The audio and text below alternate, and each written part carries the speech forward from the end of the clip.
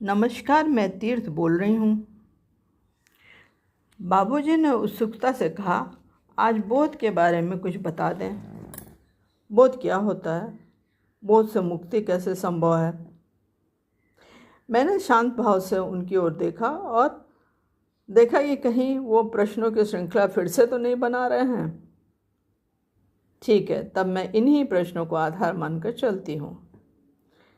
मैंने कहा, हम सदैव अंदर से एक अधूरापन महसूस करते हैं और उसे भरने की कोशिश करते रहते हैं। हम किसी न किसी से अपने को जोड़ते रहते हैं। यह कोशिश अहंकार की होती है। वह संसार चीज़ों विचारों को अपने में भरता है। इस प्रकार अनेक अनुभव और ज्ञान अंतःकरण में एकत्रित होता है। इतना आप समझ गए? अब आगे चलते हैं। बोध इस ज्ञान का अनुगामी नहीं है। वो पहले भी था और रहेगा, परंतु हमें ही नहीं पता है कि वो हमारे अंदर सदा था और रहेगा। बाबूजी कुछ निराश भाव से बोले कि फिर लोग ये क्यों कहते हैं कि इसमें बोध नहीं है? आप कहती हैं पहले से ही होता है। यदि वह पहले से होता है तो ज्ञान और समझ की आवश्यकता क्यों है?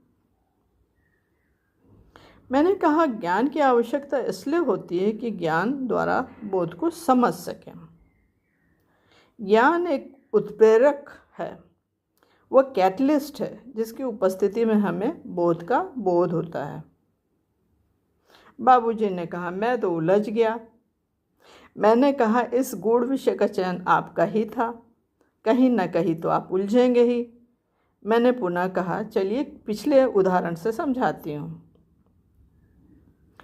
उसे स्पष्ट करते हुए मैंने कहा, पिछली बैठक में मैंने पारदर्शी रिक्त चमकीले घड़े को संत योगियों का घट बताया।